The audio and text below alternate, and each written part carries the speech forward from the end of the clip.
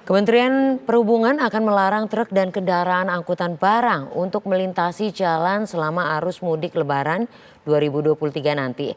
Dan saat ini Kemenhub masih membahas ruas jalan mana saja yang tidak boleh dilalui angkutan barang saat periode mudik Lebaran 2023.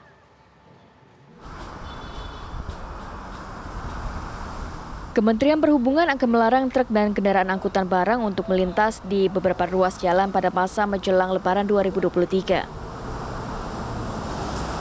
Larangan tersebut akan dilakukan mulai tanggal 18 sampai dengan 21 April 2023 untuk menjelang arus mudik Lebaran 2023. Sementara untuk arus balik larangan akan dimulai pada 24 sampai dengan 26 April 2023. Meski demikian, Kemenhub tidak menutup kemungkinan adanya perpanjangan pelarangan truk angkutan pada 29 April 2023 sampai 1 Mei 2023. Kemenhub nantinya akan memberikan pengecualian pada 4 jenis angkutan barang, yaitu kendaraan pengangkut muatan sembako, angkutan bahan bakar minyak atau BBM, angkutan pupuk dan hasilnya, serta angkutan truk pembawa sepeda motor khusus program mudik gratis 2023. Karena kita tahu bahwa di jalan-jalan tol itu, jalan arteri relatif mempunyai kapasitas menurun dengan adanya mobil barang 3 sumbu. Satu, kecepatannya menurun. Yang kedua, volumenya melakukan terjadi suatu penyempitan. Oleh karenanya, kami akan umumkan hari-hari apa saja yang tidak boleh menggunakan jalan-jalan yang ditetapkan. Yang dikecualikan itu adalah BBM, BBG, hewan ternak, pupuk, hantaran uang, bahan pokok termasuk sayur mayur, sepeda motor, mudik atau balik. Lalu satu lagi yang tadi kita diskusikan adalah makanan minuman. Tetapi kita kasih catatan, mereka boleh berjalan tapi tidak boleh menggunakan truk 3 sumbu. Jadi mereka harus menggunakan, kalau bahasa sehari-hari adalah truk engkel ya, yang dengan 2 ban. Dan kita akan assessment atau lihat kalau dia itu overload, maka kita tidak boleh berjalan. Sementara itu, bagi angkutan barang yang masih nakal atau tetap beroperasi di waktu yang ditentukan, Kemenhub akan menindak tegas angkutan tersebut. Dalam penindakannya, Kemenhub akan bekerjasama dengan Korlantas Polri. Saat ini Kemenhub masih membahas ruas jalan mana saja yang tidak boleh dilalui angkutan barang saat periode mudik Lebaran 2023. Tim TV One mengabarkan. Dan lalu bagaimana tanggapan para supir dan pemilik jasa angkutan barang dengan adanya larangan bagi truk dan kendaraan angkutan barang tertentu untuk melintasi jalan selama arus mudik Lebaran 2023?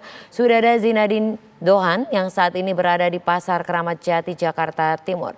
Silakan Zinadin.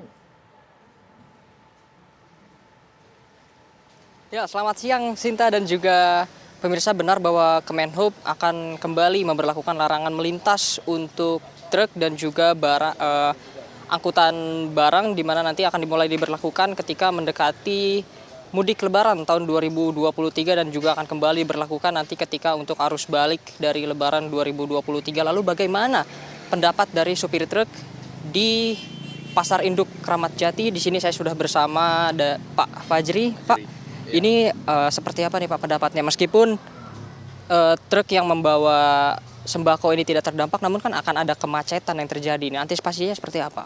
Ya, kita antisipasinya mungkin kita berangkat lebih awal dari rumah kan. Kita persiapannya mungkin muatannya dikurangin sedikit biar tidak overload. Kelancaran di jalan mungkin kita kebanyakan jalan malam. Kebanyakan jalan malam, kalau siang otomatis macet mudik Lebaran kan. Itu mungkin itu yang ada yang bisa diinikan, yang saya sampaikan. Mungkin yang lebih macet di kapal lah mungkin. Di kapal? Ya, di kapalnya mungkin itu yang lebih padat pengunjungnya kan. Sebab setiap lebaran tuh kapal selalu macet. Nggak jarang yang nggak macet kapal. Kalau udah bulan puasa, pertengahan puasa itu pasti macet.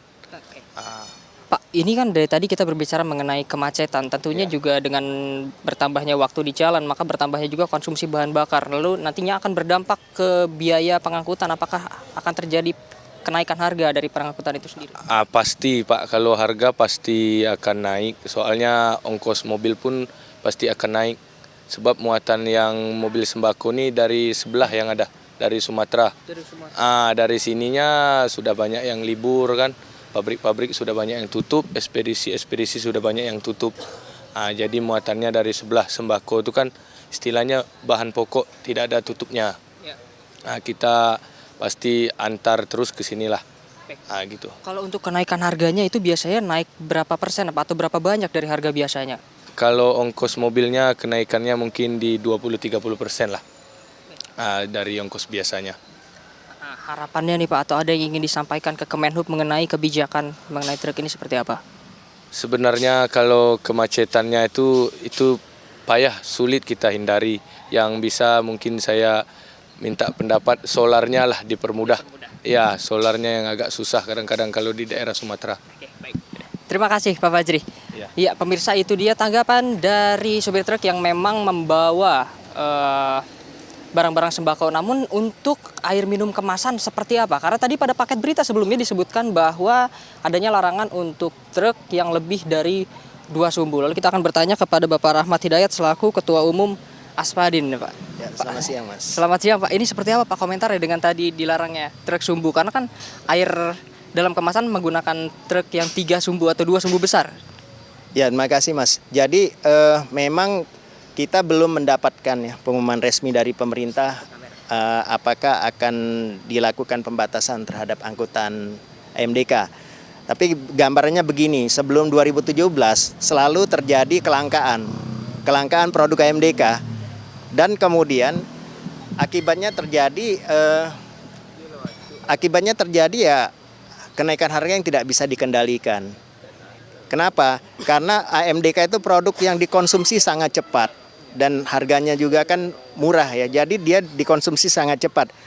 Akibatnya meskipun pabrik beroperasi di atas kapasitas produksinya katakanlah dan di atas kapasitas simpannya, maksimum hanya mampu menyimpan stok itu 2 hari.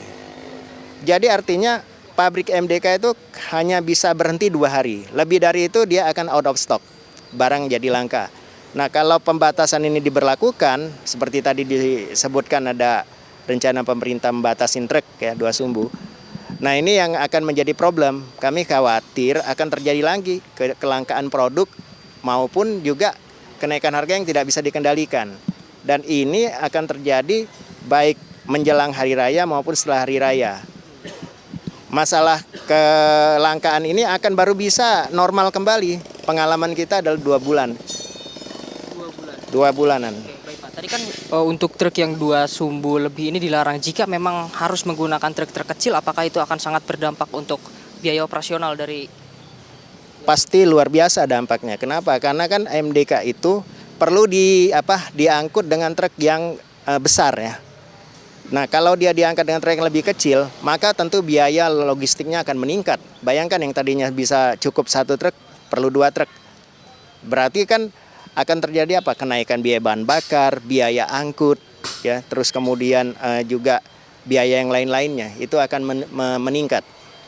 Untuk jadwal pengirimannya sendiri Pak, biasanya MBK ini seperti apa? Apakah akan dikirim terus hingga hari Lebaran atau nanti ada liburnya juga? Kita akan terus kirim, tapi sekali lagi kapasitas simpan itu maksimum hanya 2 hari.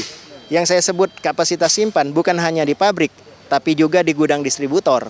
Dari pabrik ke distributor, dari distributor dikirim ke grosir atau ke agen. Kemudian dari mereka masing-masing punya gudang, itu akan dikirim ke outlet, ke toko, ke warung dan sebagainya. Dan baru dikirim ke konsumen. Konsumen pasti punya penyimpanan. Rumah Mas berapa mampu menyimpan? Pasti akan order lagi. Begitu keluar toko kemudian order lagi ke agen, agen order ke distributor, distributor order ke pabrik. Jadi maksimum hanya 2 hari.